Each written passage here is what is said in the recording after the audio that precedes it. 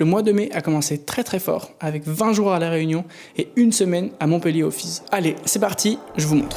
Si tu viens à La Réunion pour manger du reblochon, mais il fallait rester là-bas.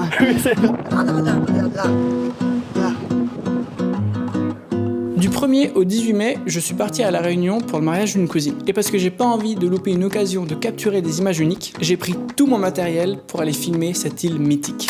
Durant les premiers jours, j'ai pris le temps de m'acclimater et j'ai profité de l'océan Indien. Puis nous sommes allés dans le sud de l'île, là où le piton de la Fournaise tombe dans l'océan. Nous sommes ensuite montés dans un des 3 cirques qui entourent le piton des neiges, celui de Sillaos. On est resté 3 jours à Sillaos et le 2e jour, on a essayé de faire le piton des neiges, mais bon, la pluie nous a stoppés. Après ça, j'ai eu la chance de voir mon tout premier volcan, le piton de la Fournaise. Ensuite, on est retourné à Saint-Denis pour reprendre un vol, pour un retour à la vraie vie quoi. Ce séjour, c'était vraiment une occasion pour moi de renforcer ma position de documentariste, parce que grâce à un guide exceptionnel, je vais pouvoir vous faire un film assez chouette sur l'île de la Réunion. Je ne sais pas trop quelle tête aura ce reportage, mais j'ai déjà bien hâte de me pencher dessus. Et bien évidemment, je vous en reparlerai très bientôt. Bon. Après 2 semaines d'absence, j'ai réouvert ma boîte mail. En scrollant dans tous ces nouveaux mails, je suis tombé sur celui d'IPLN. C'est une boutique à Lyon spécialisée dans la photo et la vidéo. Peut-être qu'un jour, je vous en parlerai un peu plus. Dans ce mail, ils annoncent leur collaboration avec Filmoramax, qui propose un concours de court-métrage d'1 minute 30 en format vertical, avec comme thème Même pas peur. Je peux vous dire que cette thématique m'a touché tout particulièrement et j'ai eu 2 idées qui me sont venues immédiatement.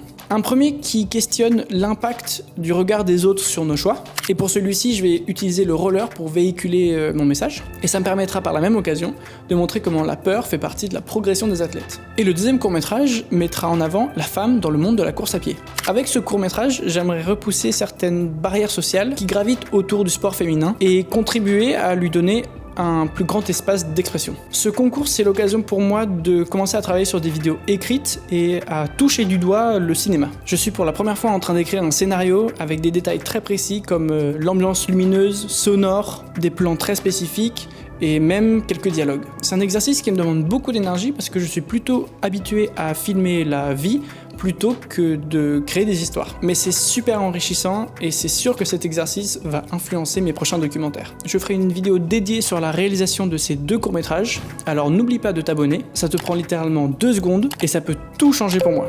Merci beaucoup. Si vous êtes vidéaste ou juste curieux, je vous mets en description le lien du concours et qui sait, peut-être qu'on se croisera dans la salle de cinéma. Bon, et cette dernière semaine de mai alors, les FIS de Montpellier. Toute première fois pour moi au FIS, toute première fois pour moi à Montpellier. Et heureusement, je n'y vais pas tout seul. Je vais profiter de cet événement pour réaliser un reportage consacré à la place des femmes dans le monde du sport extrême, parce que j'aimerais contribuer à mettre en lumière le sport féminin et lui donner davantage de visibilité dans les médias. Bon, j'ai envoyé quelques mails à certains médias spécialisés. Je vous tiendrai au courant si jamais il y a des choses qui bougent de ce côté-là, et sinon, ce reportage sera posté sur ma chaîne YouTube. Alors abonne-toi si jamais ça n'est pas encore le cas, parce que ça m'aide vraiment beaucoup à avoir plus de légitimité face à des boîtes de production ou des médias. En parlant de démarchage, je me suis un peu préparé à en faire au FIS, car c'est clairement un lieu où je pourrais me faire connaître en tant que vidéaste. Je me suis penché sur mon portfolio. N'ayant pas beaucoup de temps, j'ai voulu faire quelque chose d'assez brut. Il n'y a pas de grosse DA sur le site en lui-même, c'est surtout les vidéos et les vignettes qui habillent le site. En fait, je voulais surtout que les gens qui regardent mon travail puissent comprendre en un coup d'œil mon univers et mes compétences. Bon, j'aimerais rajouter quelques petites choses, mais je pense que pour les FIS, ça va le faire. Je vous mets le lien de mon portfolio en description parce que j'aimerais vraiment beaucoup avoir votre retour dessus. Alors, comment je vais vous dire ça ? Je ne vais pas vous montrer d'image de Montpellier dans cette vidéo. Oui, je sais, c'est qui ce mec ? Pourquoi il commence à nous hyper et tout ça ?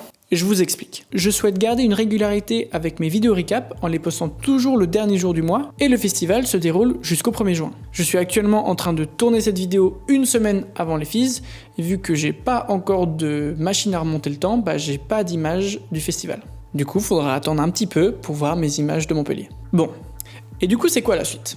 La suite, c'est pas mal de choses, figurez-vous. Dans les tuyaux, il y a un reportage du coup sur la Réunion, avec un titre en mode 15 ans plus tard, il retourne sur son île. Il y a du coup un reportage sur la place de la femme dans le monde des sports extrêmes. 2 courts-métrages pour le festival Filmoramax, et je crois que c'est déjà pas mal.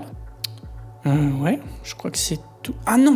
Je pars à Montpellier 2 jours avant les FIS pour faire un reportage sur Louise. Comment j'ai pu oublier de vous parler de ça ? C'est une amie qui s'est installée à Montpellier et qui a ouvert son atelier de tufting au plein cœur de la ville. Et vous allez voir, Louise, elle est vraiment trop chouette.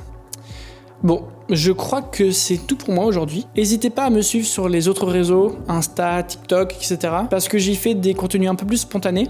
Et vous pourrez voir en story en avant-première sur mon Insta, quand je serai au Fizz, des images du Fizz. Voilà, si vous êtes vraiment trop impatient. De toute façon, je crois que cette vidéo sera sortie après le Fizz. Mais je mettrai des stories à la une, je pense. Comme ça, vous pourrez y retourner pour aller voir. Voilà. À plus.